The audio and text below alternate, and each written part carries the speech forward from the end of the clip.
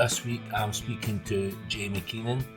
Jamie is the drummer and the singer in Scottish band the Lafontaines.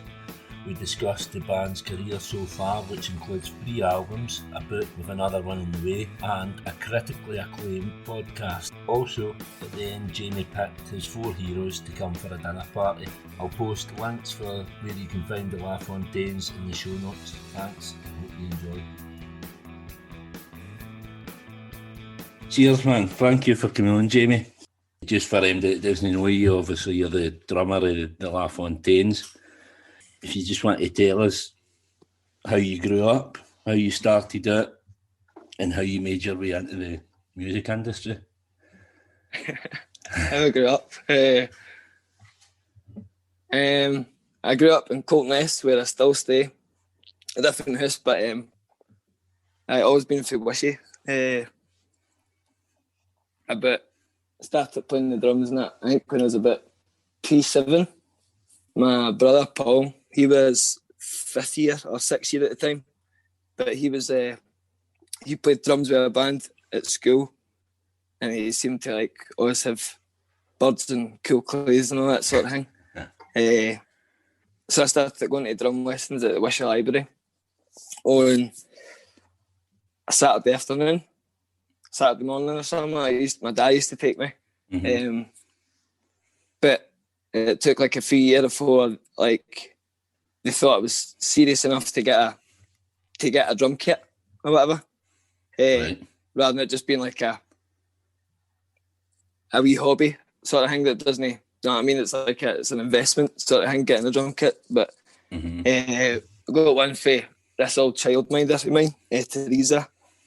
She had a drum kit, and I put it in a wheelbarrow, wheeled it back into the house, and then played it in the conservatory. But first year or second year of school, I don't know, I kind of picked it up fast, and then the school sort of pushed that as well, put me into the school bands and things that were normally for older folk. So that got me, I don't know, playing and all that. And then it was, I think, first year or second year when I started my first band. I think the first name that we had was Rising Phoenix. Right. And then it became Shockwave. Just with guys for school, we used to play the lunchtime or whatever in the school hall. And then it started, and then my band after that was the Jack and Uries, we were called. We were pals. And then... Who was in them? Do I know any of them? The boys for Wishy? I'm trying to think of the guys for Wishy. We all played for about 10 years or something. Right. Cuff. The guy Cuff was the singer. Mick was a guitarist and Sean the bass player. I are still some of my best pals, but I think just when we left school, they'd started getting jobs, but I was about 18, they started getting jobs and going to uni and all that sort of thing, and I still wanted to just play music all the time. And then Daz and Kerr were starting what became the Lafontaines sort of thing, and then it was more, I don't know, more happening. Right. So how did that come about? How did they approach you about joining the band? Because I don't know, you seem a bit kind of different for them. It was a guy, Finlay, who manages now, and he played the guitar at first, and then I was playing in a band with him as well called Simply Ronnie, and then it was him and Kerr that were starting Lafontaines, and then I started. They asked me just to come down for a jam. Right. But initially it was going to be Kerr's sort of backing band, for his rap name was Prime at the time, so it was just got to be a backing band for him, and then we started to try to hinky names, and then we got the Lafontaines. Right. Well, the first name we considered was Club Karaoke, and it became the Lafontaines. Right. And where did that come from? Because I was going to ask about that. Where you get the name for the band? It's quite a cool name. There's a voice over actor called Don Lafontaine. Mm-hmm. He used to do the voiceovers for trailers, for movies and that. He's got a dead distinctive voice. So I was like, one man in a city. Right. One desire. Like, if you heard them, you know his name. And then we got an email address from him, so we emailed them, or Kerry emailed them saying, we've called your band after you. And we like asked him if he'd consider recording an intro for us walking on the stage, sort of thing. And he said he would, but he was in hospital with like getting surgery on his throat. So he said he'd do it in a few weeks' time after he recovered, but then he died. So our first bit of press was because we get his last email. That's how the name came about. That's quite mental, isn't it? You basically killed that guy by choosing him as your name. I know. I'm lucky. I think we didn't know if it was going to be Lafontaines or the Lafontaines, but obviously you don't really think about it at the time, but there's like a Christian band for America. Aye, because even the same name. Sometimes when you search for it, you get all that stuff as well. Aye. The line-up of the band as well. Initially you had a girl in them, didn't you? Aye, Anna. Mm-hmm. So what happened kind of with all the line-up changes and how you came to... Because it's basically the three yous were in it for the start. So initially, the first line-up was me and Daz and Kia, Finlay, and we had the guy Johnny, who played the synthesizer. Mm-hmm. But then I think he'd moved up to Dundee, and he wasn't like, he was just sort of half committed, so I think we chucked him. And then we got Anna and to play the bass, and we played with her for a few years. I can't mind what really happened with her, but I think she was just like the band was sort of second to her other things. Like, don't know, she had she had uni and a job and all that sort of thing. And I think we I don't know, we already liked John. John was up for doing it, sort of thing. So, and John could sing. Yeah. Whereas I was able to sing a wee bit, but like he was fucking like really good. I think you've kind of grown into that though now, haven't you? But I see what you mean. Just that's when I got into Ease, was with that lineup with John Gerard there. Aye. And that's what I liked about it, was the rapping with the singing as well. Because I thought he had a brilliant voice. Aye. Aye, big bits to fill, man. But I was like, because before I'd like I've been writing the parts and all that sort of thing, so I could sing them, but it's just John was much better, and it's hard to do a lot of it while playing the drums sort of thing at the same time. Aye. But I don't know, like, and you keep doing it, you get better at it. You're a brilliant singer. And cheers, man. I don't think you kind of notice the difference now, like a couple of years down the line. You don't really kind of miss John being there. Aye. I think it just suits the way it is. We'll kind of go back and go through your career. Right, okay. So, obviously, was it 2008 when you started it? 2011 was when you got your kind of Twin Atlantic support. So, would that have been... Oh, aye. Would that have been through like Fraz? Fraz Jury? Aye. Because I mind having him. I done a gig with him, and I ran a gig in Girdwoods, and I had him on. Aye. And he was talking about you. He just met you or something. But he would have been running Paisley Student Union, wouldn't he? With Twin Atlantic there. So is that how that came about? I think we had the same manager. Right. This lassie Amy. It's Twin Atlantic, and then we get a fucking mental hink in that. But that was 2011, 10 years ago. So that was our first. I think that was our first tour. We'd done a couple of gigs like away for Glasgow, a couple in Aberdeen, and a couple in London or whatever. But no none was a proper tour sort of thing. I made the first gig. I think the first gig was in Aberdeen at the Lemon Tree, and then after the gig, so this is 10 years. So I would be 21. But running about the hotel, and me and Daz running up to the front Atlantic's room and chatting the door and saying, like, we're wandering into your room, we're hotboxing it sort of thing. Like hotboxing it with like hundreds of bongs and all that sort of thing. I'm just pure excited for like being away for maybe the first time. And they weren't impressed with that sort of behaviour. Right. Were you already did professional being, aye? Aye, they were all just like going to their bed or whatever. And I met the tour managers. I said that was the first night out telling us to sort of calm down a wee bit. But we were just like, I don't know, it was all new and exciting. I suppose like now, as we're a bit older, it is like the last couple of tours, it's like, I know what folk think a lot of times you're just in a travel lodge at the side of the motorway by 1 a.m. watching the Undateables or something. And whatever's on the telly. Like a pot noodle.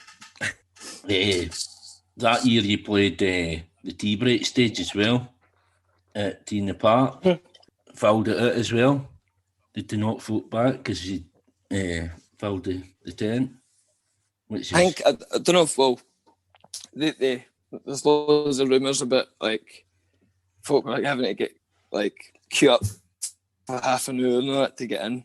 But I don't know if it was just because we got lucky with it being raining or something like that. I don't know. But it was busy. It was like a notable shift for the gigs we'd done before, and then playing that year at Tea Break, and then there was a good sort of buzz about that. And then after that, I think we'd done our first like headline tour in Scotland, like 8 or 9 gigs or something.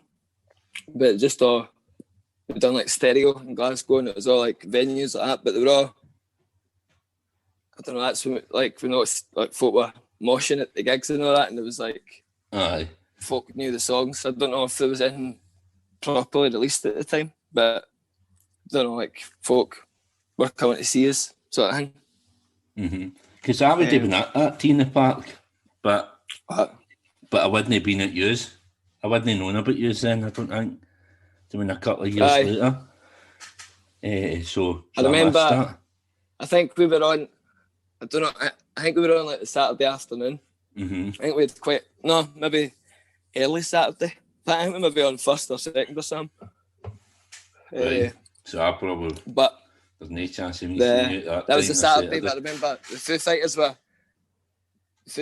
headlining. I remember getting... Foo Fighters and Chemical Brothers, was it? I think they were on at the same time. I can't remember, but I just remember it was. I've never seen the Foo Fighters, but just as I was walking to get a lift to them, they played Everlong, and it was a dead nice moment, thinking, what a fucking weekend, sort of thing. Oh, that's brilliant, man. So then, 2 years later, you played Tea in the Park again.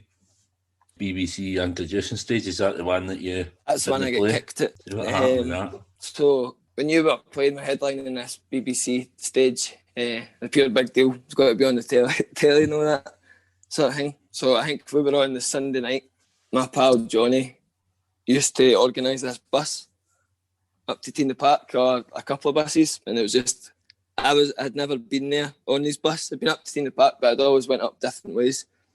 But it just sounded fucking brilliant. Yeah.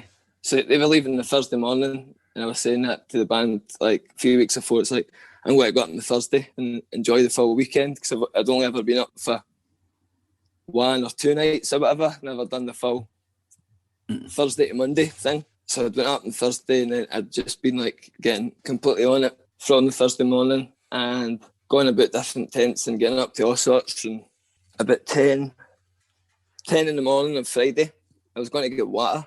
I was smoking a joint. The police said, "Can we search you?" And I was like, "Aye, of course." I knew that I only had I was only smoking a joint. I didn't have anything else on me, so the police going, "Cool, you've got nothing to worry about. Just well, let's still smoke a joint sort of thing.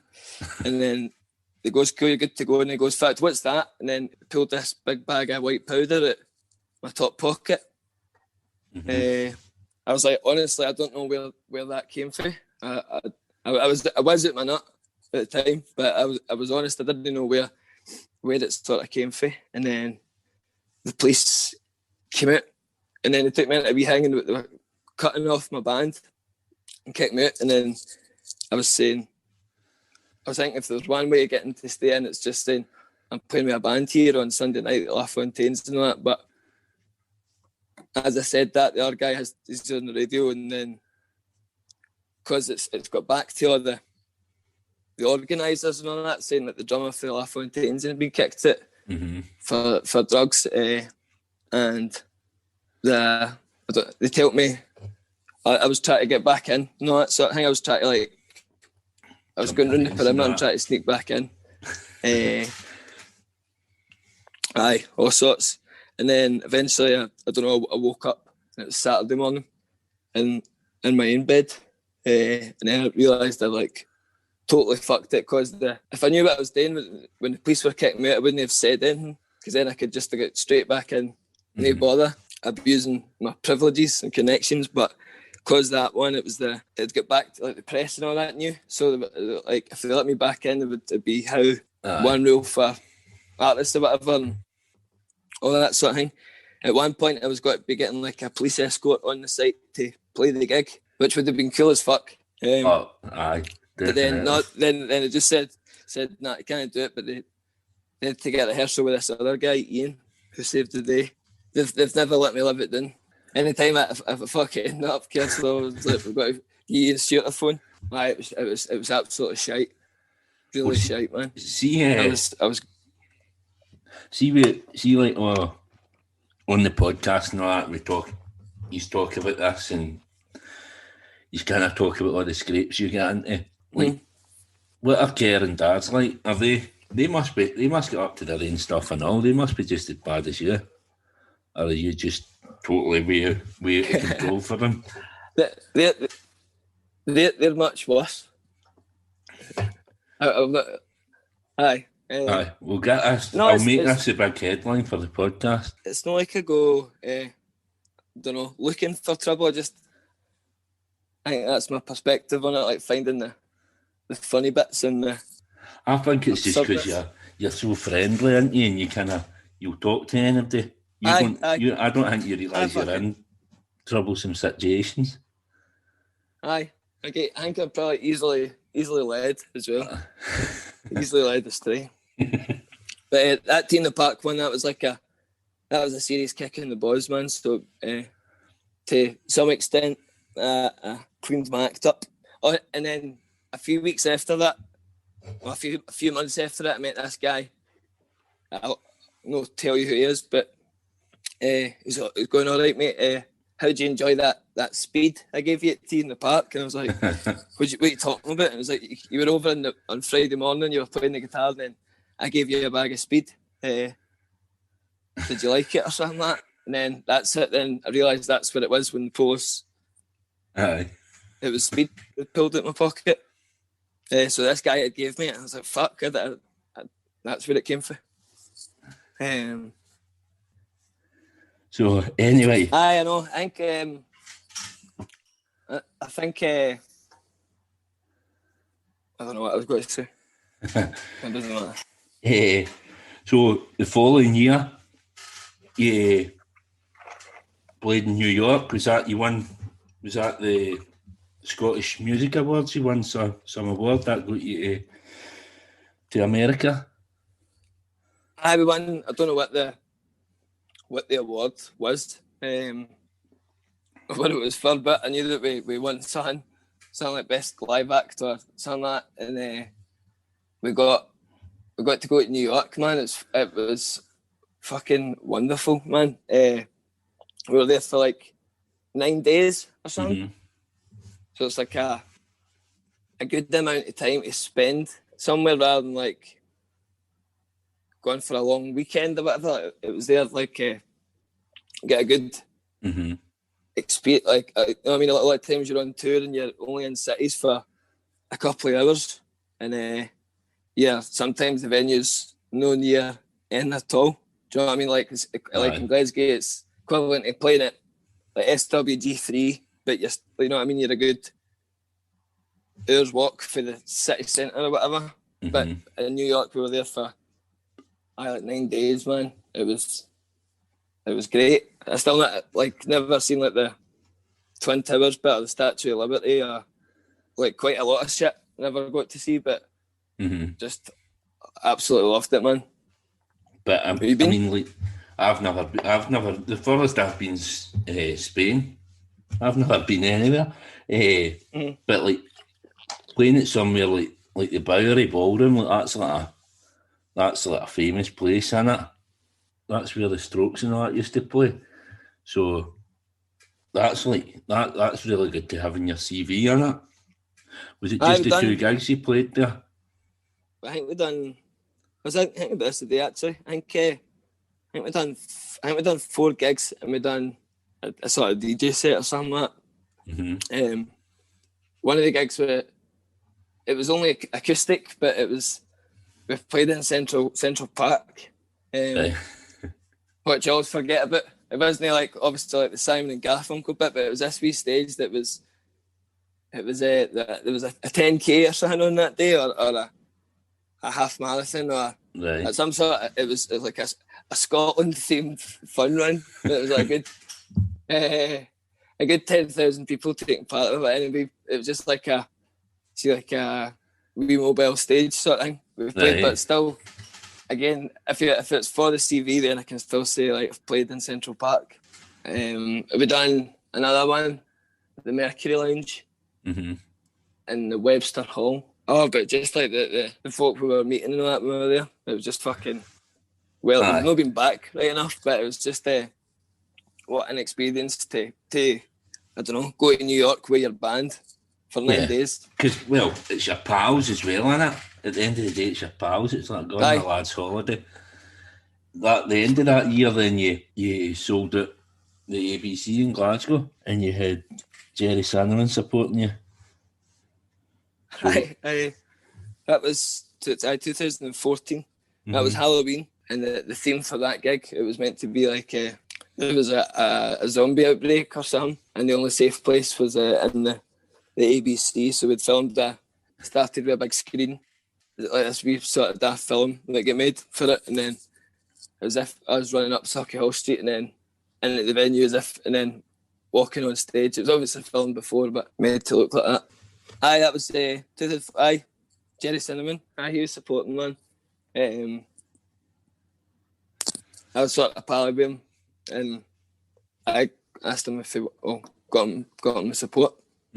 Which is So you basically broke Jerry Cinnamon. You made him the star that he is. No.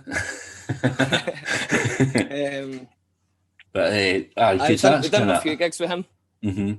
Because that's like a dream lineup. I think I spoke to you outside Gurwood's and I think you ended up playing the Civic, obviously in 2018, but I think you've been telling me then you were talking about maybe that SWG3. You said something about that and maybe playing that with Jerry Cinnamon, but obviously it never happened.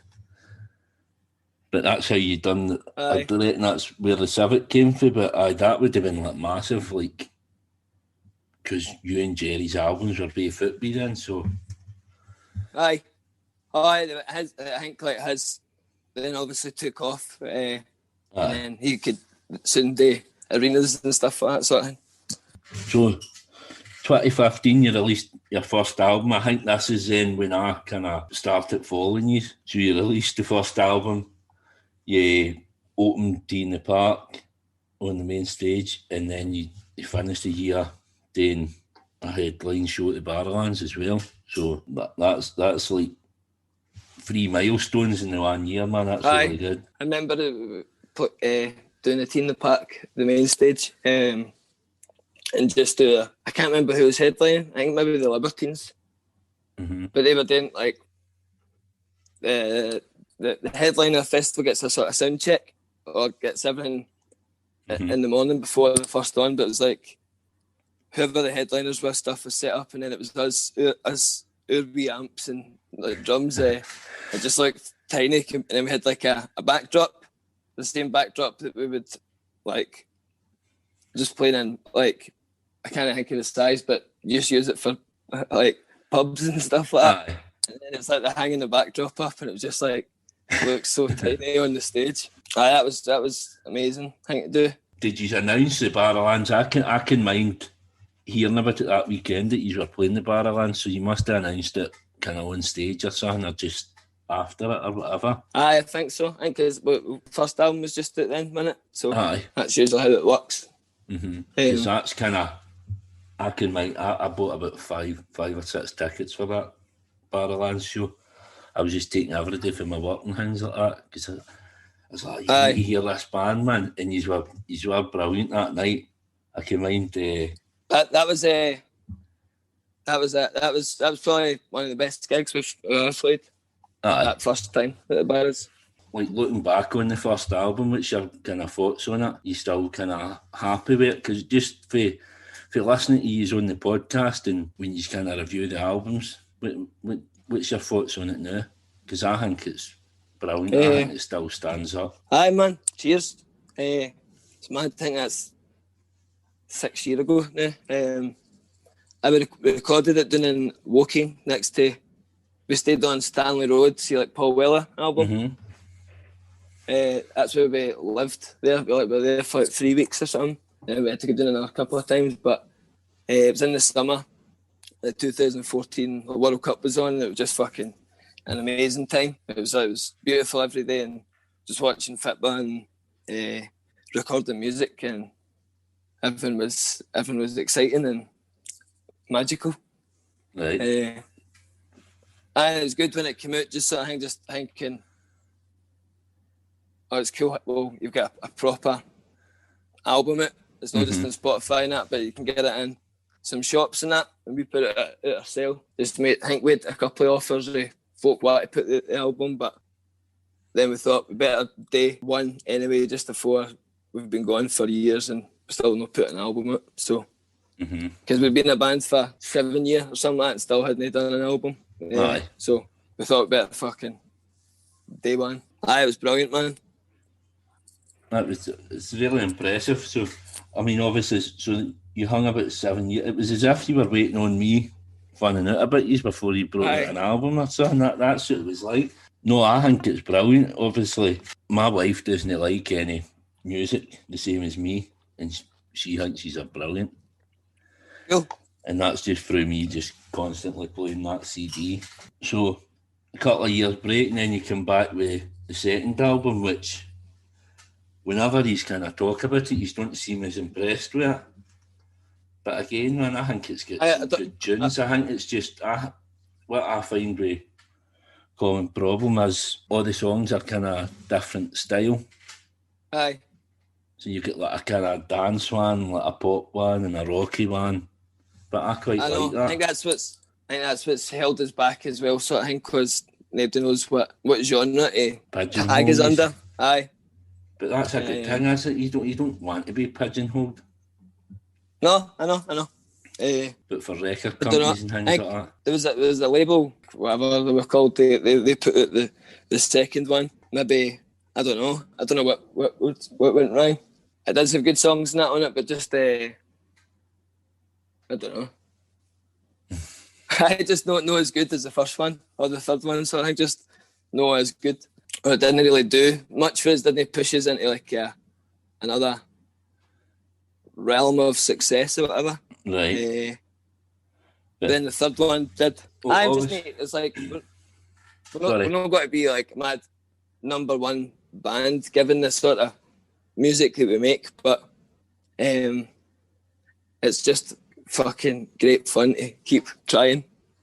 No, well, that's, I mean, every day you've got a fan base that buy the music because they love it. So you're not making music to chart, and you're making music because that's what you do, and you need to do that to kind of be happy. Just that is what you do. Because you're an artist, aren't you?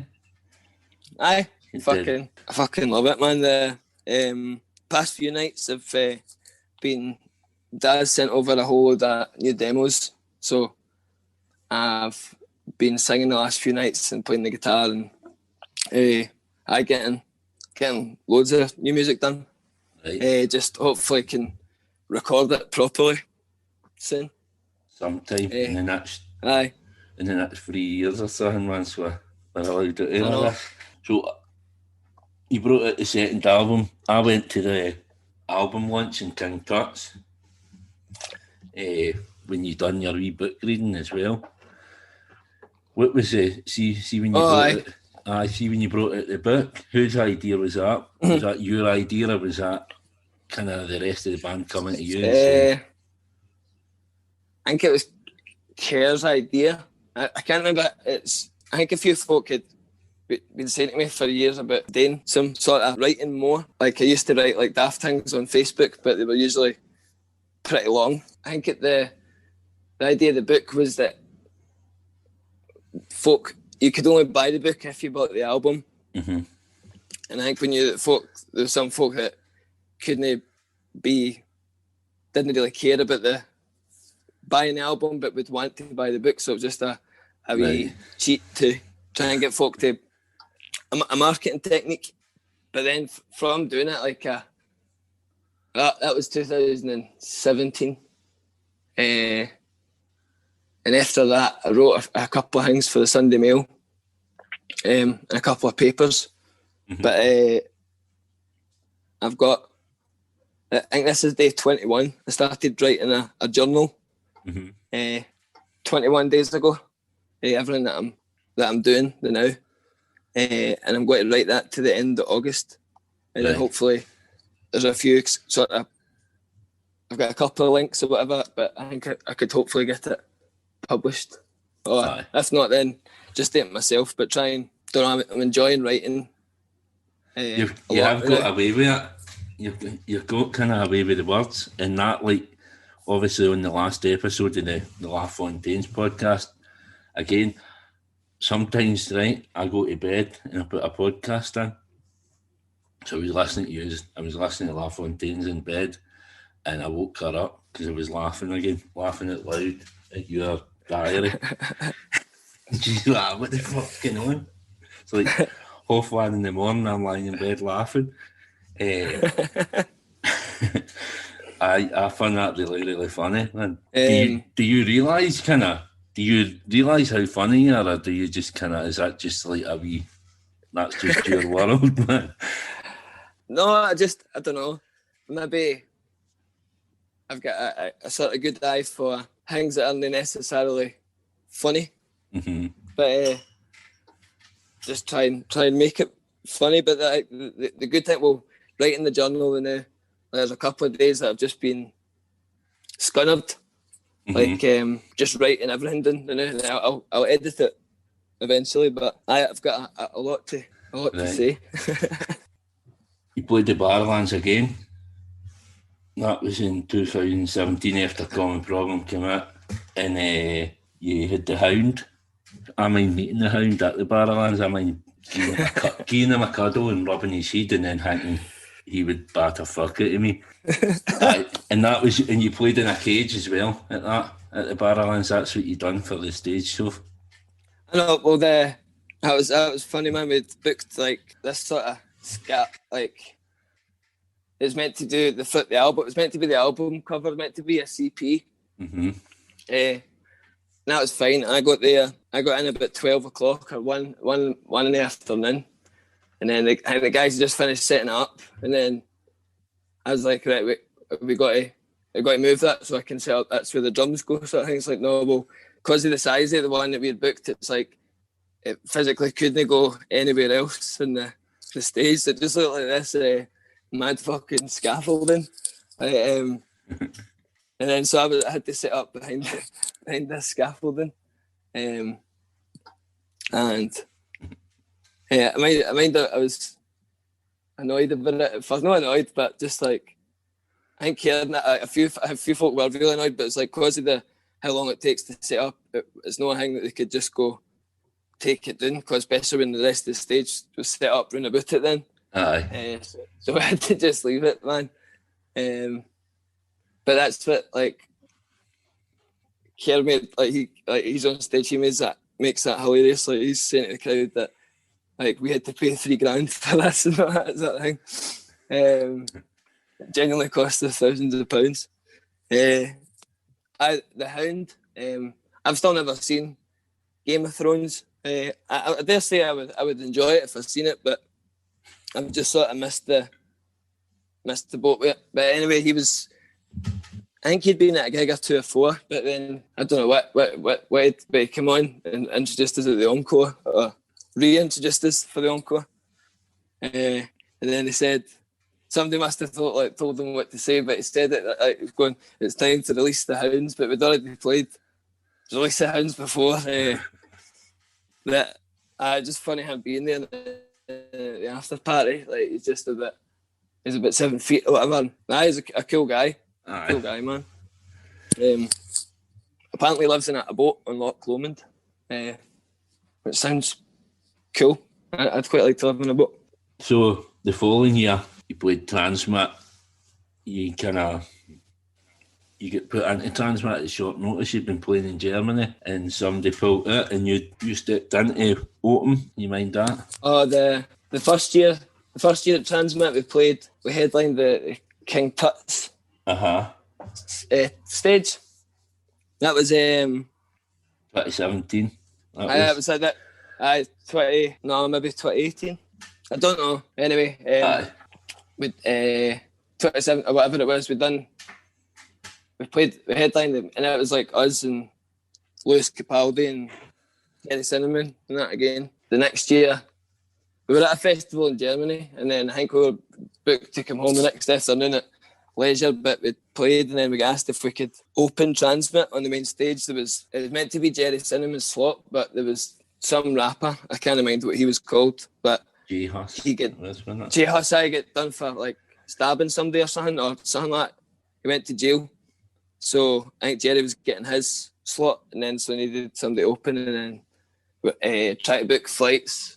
So wherever we were, like whatever city we were in, we had to get an airport that was a few hours away. I had one of those like up all night sort of thing, travelling, and then getting into Edinburgh, and then just going straight to Transmit. Had to phone my pal Cuff, to the guy I was talking about earlier on, to like pick up my drum kit.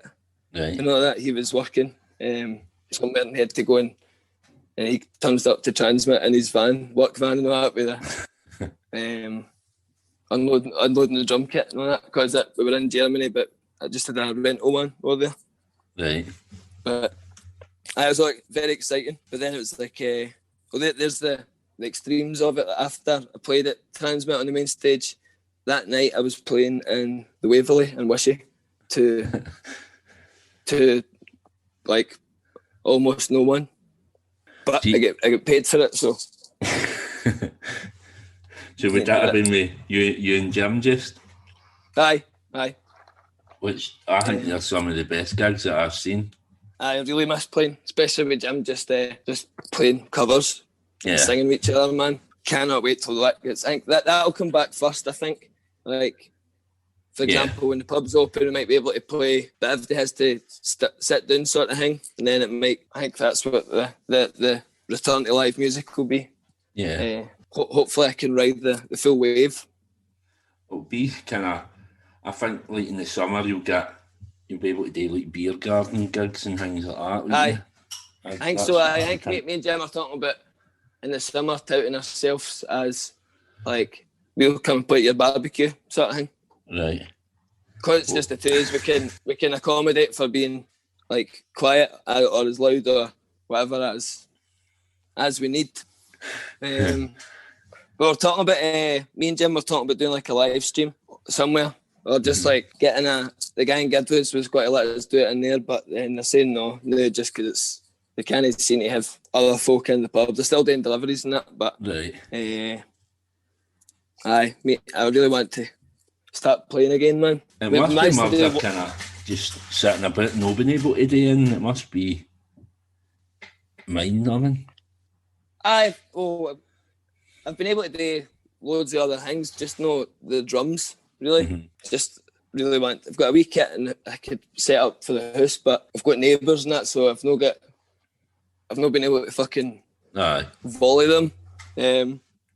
but I'm trying to knock fuck out a drum set, man. It's no minds. No, I mean, I don't know. I have been happy.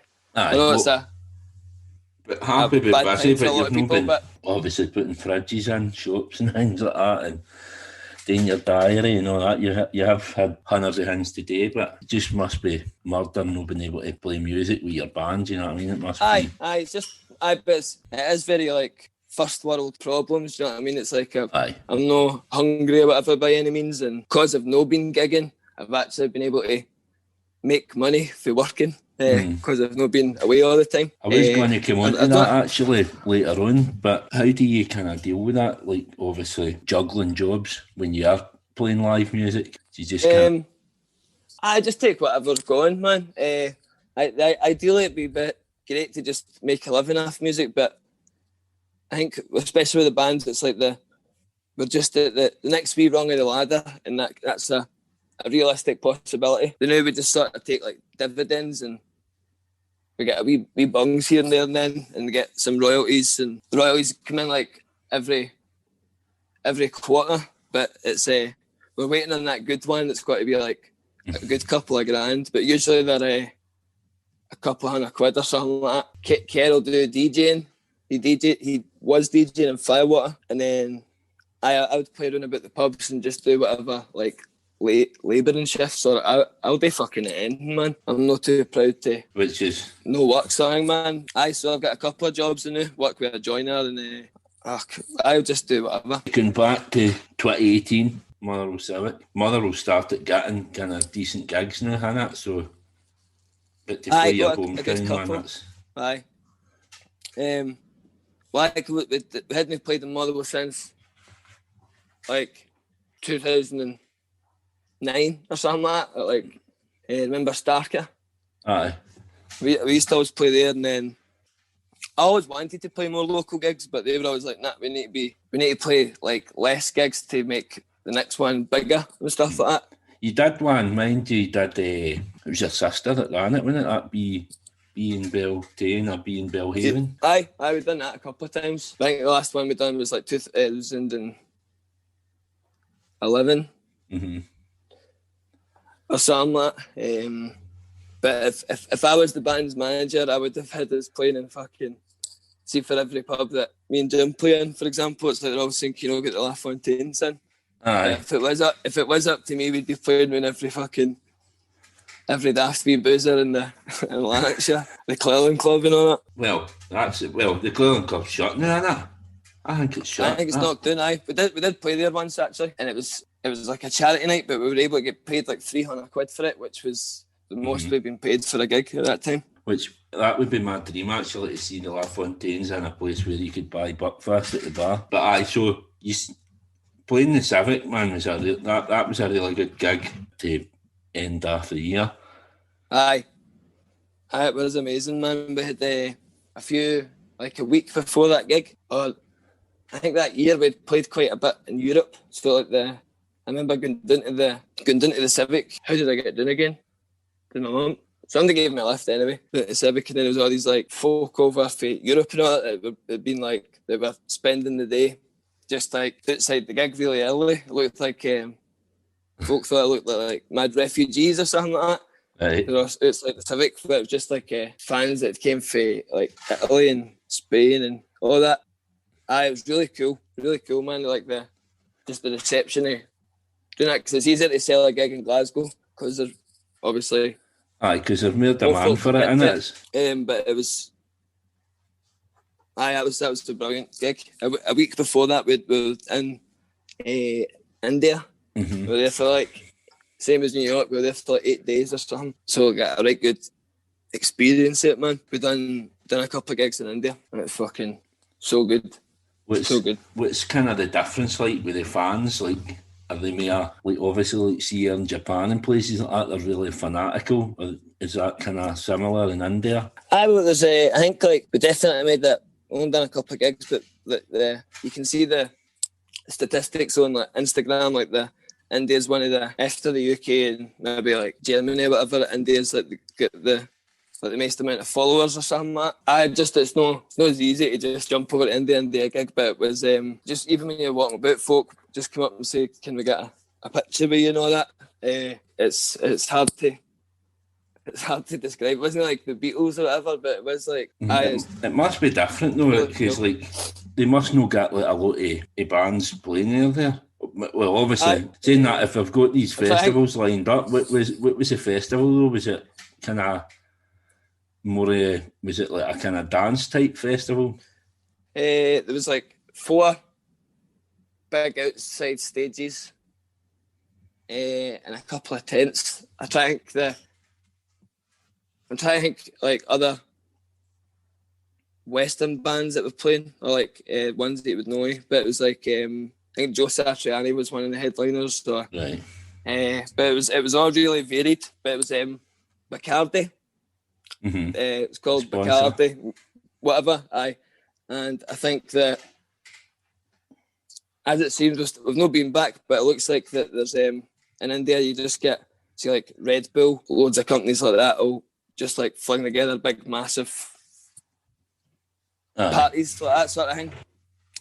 So I think we've got some contact. We're meant to do like a 20-set tour with, I don't know, Jack Daniels or something like that, around 20 Indian cities. Never happened, but I hope it does. It's good. We've got good connections over it. The best bit of it, I don't know, my full life is getting to go places and see, especially getting an experience that you wouldn't if you were just going as a tourist.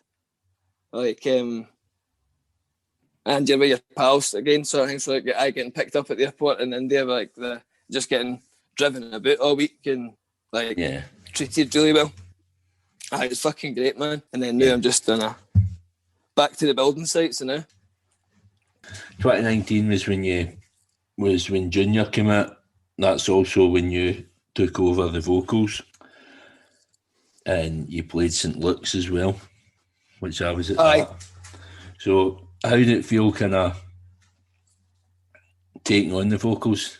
When was that discussed? Was that kind of... So we had the other boy in, Neil. Mm-hmm. We had Neil in playing. I think John, after common problem, John was getting too busy with his work, and he was working for the bank, and it couldn't take could only take so many days off and stuff. So like, right, fair enough. And then Neil was doing the singing, so between me and him we could do it. Mm-hmm. And then common problem, I was already singing more on that album. We started recording Junior with Neil, and he had wrote like a couple of the tunes and then left. I don't know why he left, but we were too, I don't know, we didn't want to get another person into the band and then have to worry about their life as well, sort of thing. We knew that between me, Daz and Kel, like, we can do it. I can, not that I'm a fucking Pavarotti, but I can sort of sing. In the 3 years would do it till the dying end. Well, see, this is the thing. Obviously, with you being local, like, so I've seen you busking, so we all know that you can sing.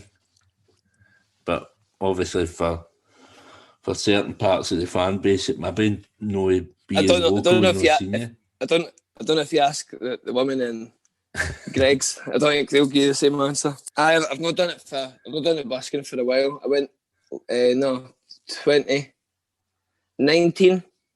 It was like 3 days I was out, and it was April or something like that. It was quite nice, and I was out. And then there was a 4th day I was going out, and then there was another boy there, and then I just sort of left it. And then and now it's like, it's when I see the new guy, it's like I know that he'll probably know who I'm or something like that, but it's like dead awkward. I want to just go and talk to him, because otherwise I would just probably still have been busking in the last wee while. Just thought because I do like it. Right. Because Jim used to busk here as well, didn't he? Was that Jim's spot and then he gave it to you, or did you share it or something? No, it was mine, but he done it a couple of times. Well, before, when I was my sister's the same age as Jim. So Jim's 10 years older than me, but there's since I was about 15 or 16, my sister and her pals would always say, "You're the same as your pal Jim." And a few folk could tell me that. And then when I worked at a pub in Zico's, it was called. In Wishy, across from the mall. It was like a Brazilian themed bar. I was out having a fag, and then this guy, what turned out to be Jim, came out and said, like, can I get a lighter or something like that? And then I was just like, "You're Jim." And he's like, "You're Jamie." And then we started just playing together. And then that's aye, one of my best pals. You got him. He was support for you at St Luke's, wasn't he? Because that was the first time I'd seen him in like a proper place in Glasgow, which was amazing. But that was a brilliant gig. Again, obviously on another podcast that I do, I've interviewed a guy, Brown Bear, Matthew Hickman. I don't know if you know him. Aye, Matthew's cool. Aye, so obviously he was telling me all about, he does like tour management and all that as well, which got me thinking about the St Luke's gig when Kerr was up on the balcony, because he was in the balcony right in front of us. It's only once I spoke to Matthew and I was thinking about it, because how did that come about? Because that's like one of the most mental things I've seen at a gig, and it obviously was super confident, but what the fuck would have happened if he gouged after that, man? I don't know. Because he carried on the gig, that's what I mean. I don't know. I mean, usually, I don't know. It does climb about things and that. So far, there's not been any accidents, but then that's us all. It was Dad's 30 the other day, so that's us all like 30s. I don't know. Maybe by the time we start playing gigs again, it'll be, I don't know, because the people that come to see us will be older as well. Yeah, well, that's the thing. I mean, the older I get, it doesn't make me behave any better. If anything, I behave worse. And see, because you don't get to as many gigs as well, see, when you get to a gig, you cut your arse at it.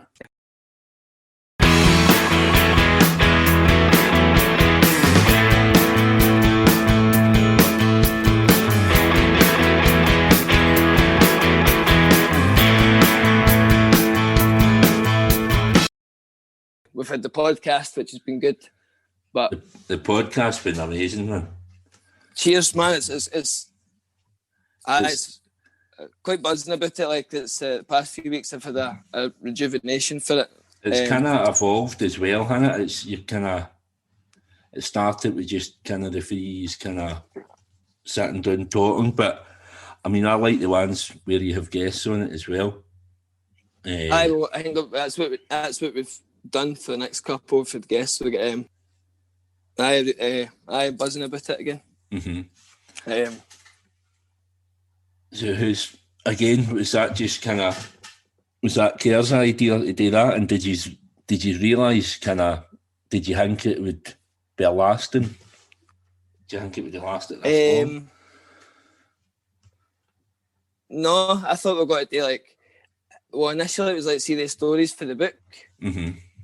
And then you kind of... It was got to be just me reading them out and then put them up as like on Spotify, like an audio book sort of thing. And then it's like, we'll talk about it. And then I think we were just got to do the stories for the book. I think we did them all, and then try to think what else can we talk about? And then we watched all the videos. Now we've spoke everything about the band. Have done the full history of it.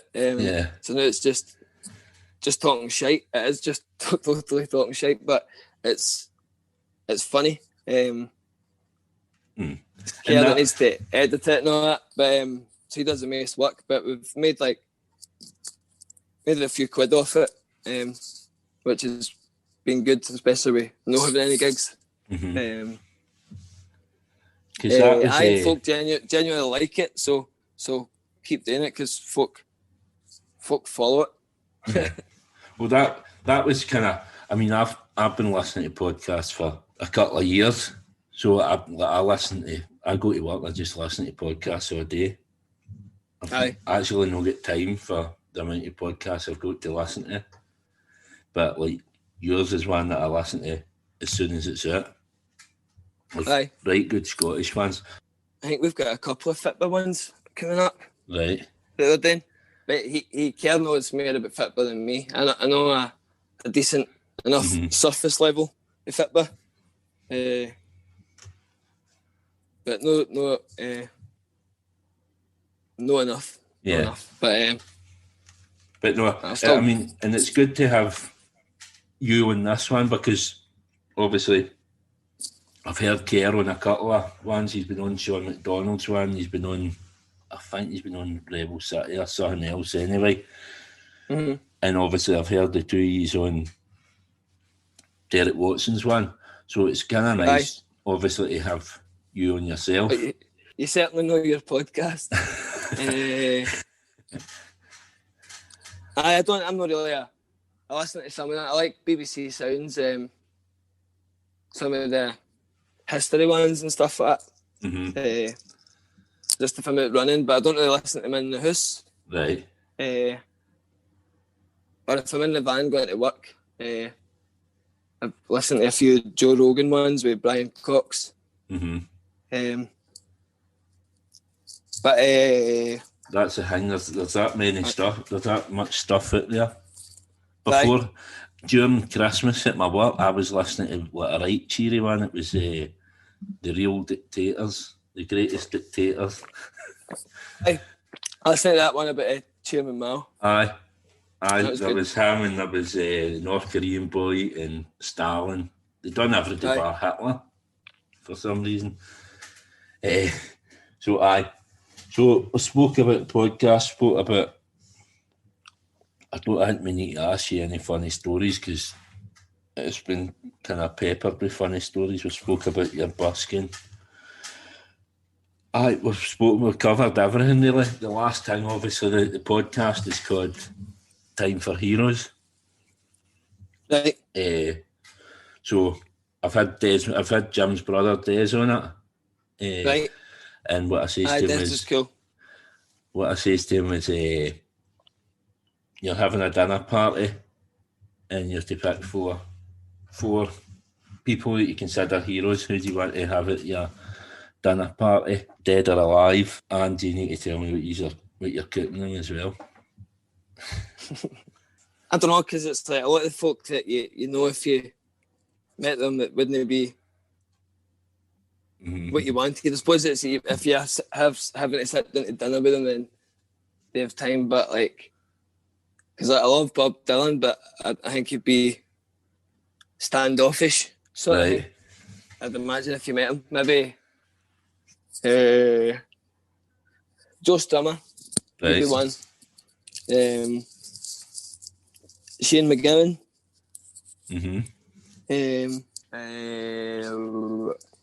Bob Marley and maybe John Lennon. I'm just naming folk that I like. Right, but that's why, isn't it? That's why they're heroes. I definitely had John Lennon there. I would probably pick Bob Dylan myself. And what you making them then, pot noodles like you were talking about earlier? Tonight I ordered a vindaloo hoagie. Right. A vindaloo chicken tikka hoagie. So it's like chips, cheese, chicken tikka, and a vindaloo and a big bread. Right. I'm not much. Yesterday I made food, but it was corn mince and couscous. Right. With some soy sauce, but just because you can microwave the corn in a minute and the couscous takes a minute too, and it's pretty. There's a protein in the corn, so it felt quite healthy. And I make them corn and couscous. So special. Do you eat healthy all the time, or is it just whenever you feel like it? I think the new is probably the healthiest I've ever ate. It's my eating's got better as I got older. Mm-hmm. I think. Still not very good way like vegetables. I'm fine with the taste of them, but the texture's not great. So I just get put off of them. But like, I like experimenting with soups. Right. I soup maker a few weeks ago. I feel I'm going to have a healthy week this week. Right, and are you still getting it running as well? Aye, just most days anyway. A couple of days I was working during the week there, and it was like one of the shifts was 19 hours, and the other one was 16. So I missed it for those 2 days. But I've tried to go out every day. So yeah, it must be good as well. Shit like that's just good for your mental health. Aye, man. I just like going out, and I'm not trying to knock my pan in and go as fast as I can or try to beat my time, whatever. Just go out and then I just listen to my music uninterrupted and just not really think about it and get to a point that I enjoy it and I don't want to game. I just want to keep going. Probably the last story, see, before I go, I can mind walking to my work last year, and it was the summer, so it was nice weather. And I was walking to my work and I had my Lafontaines t-shirt on. Aye. And you drove by me on a bike on going towards North Driver Road, and we had a conversation while you were cycling by on the other side of the road. He says, all right, and I said, all right. For whatever reason, I thought, even though you were cycling the other way, he says, how are you getting on? And you were still cycling. Oh, I'm getting on fine. And I thought, why the fuck are we trying to have a conversation like this? But as well as that, man, wearing my Lafontaines t-shirt and bump into a Lafontaine, man, it made me feel like dead self-conscious. And I thought, I don't know if I can ever wear a Lafontaines t-shirt again in my life. That was funny, man. I've seen it a few times. I seen a lassie in Glasgow. And she had the Lafontaines t-shirt on. I think I fancied it or whatever, but I was like, oh, nice t-shirt. I know that. But she didn't know the band at all. She just had the t-shirt for whatever reason. Right, and so, usually that only happens with the Ramones. I know. I've seen it a couple of times on trains or whatever, just folk with t-shirts on. It's cool. There was a good one the other week. I was on a building site in Cambuslang, and there were a couple of guys on the building site, like mad workies that are right into the band and all that. And it's funny as fuck. So you're cool with it then? You don't mind bumping into folk wearing Lafontaines t-shirts? No, I think it's cool. I think it's it's obviously a bit like awkward or whatever, but it's just because you're local, and then I was kind of like, I would hate to bump into him again. I'd hate to bump into you wearing a Lafontaines t-shirt again, because then you think that was like a mad stalker or something. No, man, it's cool that folk buy them, man, as well. Like, we've done that every month. We've released a couple of new things, and then they're all selling it. So it's been keeping the business afloat the last year. Yeah, selling t-shirts. So we make more money for that than we do for music. So cheers for buying, man. Brilliant, man. Thank you very much for coming on. No worries, man. It's good to talk to you. I hope you enjoyed this episode of Time for Heroes podcast. If you would like to get in touch about anything, you can contact me on Instagram at Time for Heroes podcast, or on Twitter at Time for Heroes P1, or you can drop me an email at timeforheroespod at gmail.com. You can find the podcast in all the usual places: Spotify, Amazon Music, Google Podcasts, Apple Podcasts, iTunes, and many more. Please leave a review wherever you can and share it with others, but more importantly, enjoy the show.